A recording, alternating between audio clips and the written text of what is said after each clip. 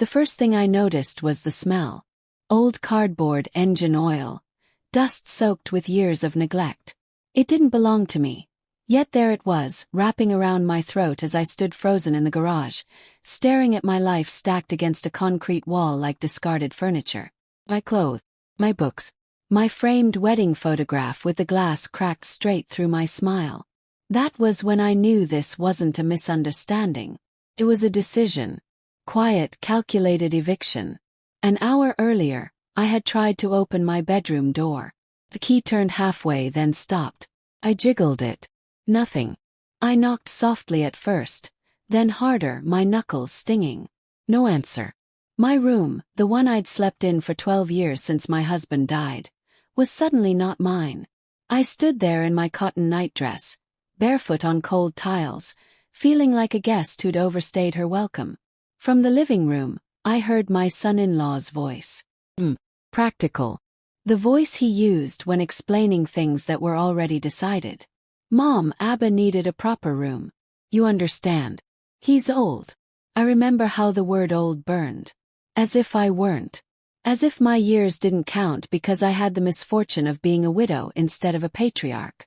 That was how I ended up in the garage, holding a box labeled miscellaneous. Mom, written in my daughter's handwriting. The same daughter I'd stayed up nights for, sewing her school uniforms, skipping meals so she could attend university. The same daughter who now couldn't meet my eyes. I wanted to scream. Instead, I crouched down and opened the box. Inside was my old diary, the one I kept after my husband died. I hadn't opened it in years. Under it lay my teaching certificates, yellowed but intact. Beneath those, a sealed envelope with my name written in my late husband's handwriting. My heart skipped. I had never seen that envelope before. I pressed it to my chest, suddenly aware that the garage door was still open, that neighbors could see me like this. Small, unwanted, reduced to boxes. Somewhere inside the house, my son-in-law laughed at something on television. I carried the envelope to the small stool by the wall and sat down. My hand shook as I opened it. Inside was a letter. And a bank document. And with that single discovery, something long asleep inside me stirred. Because this wasn't just about a room anymore. It was about everything they thought I had forgotten. I spent that night on a thin mattress laid out in the storage room, staring at the ceiling fan as it creaked like an old confession. The house was quiet, but my mind wasn't. The letter from my husband lay folded beside me, its words echoing louder than the fan. If you're reading this, it means they think you are weak. Don't correct them. My husband had always known people better than I did. Or maybe I just trusted too easily. The bank document attached to the letter confirmed something I had long suspected but never dared to confront. The savings account we had quietly built together, the one meant for my independence, was still active. And it was entirely in my name. They thought I was dependent. They were wrong. The next morning I woke before everyone else.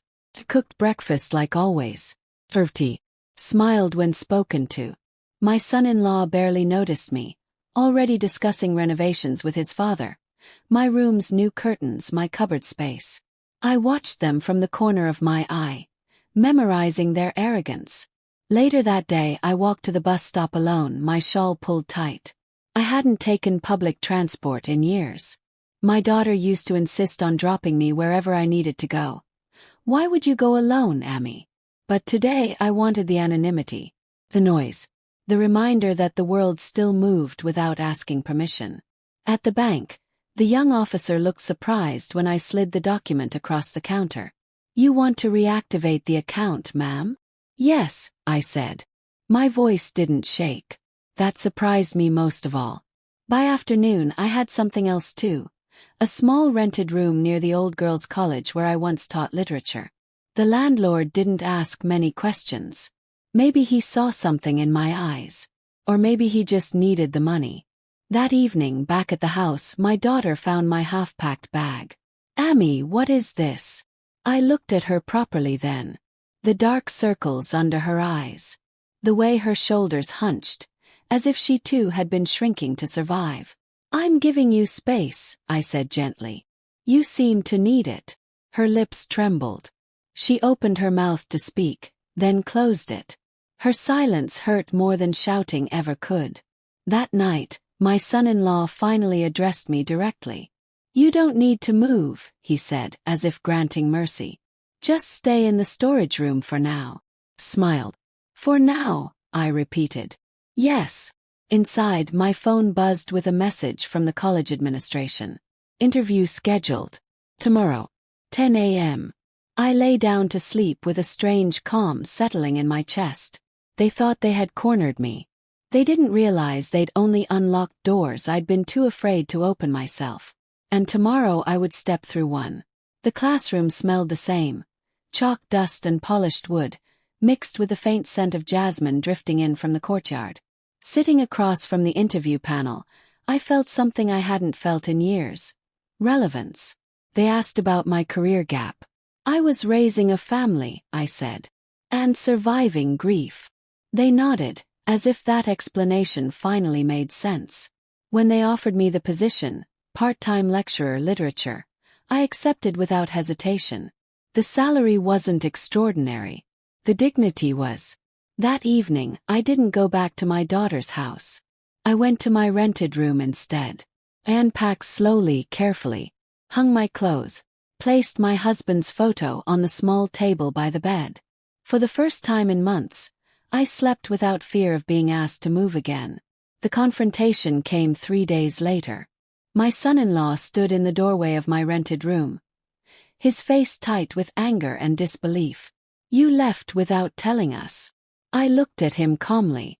"You moved me without telling me." My daughter stood behind him, eyes wet. She looked smaller than I remembered. I reached for her hand.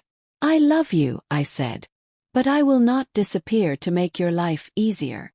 He scoffed. "You'll come back. You can't manage alone." That was when I handed him a copy of the bank document.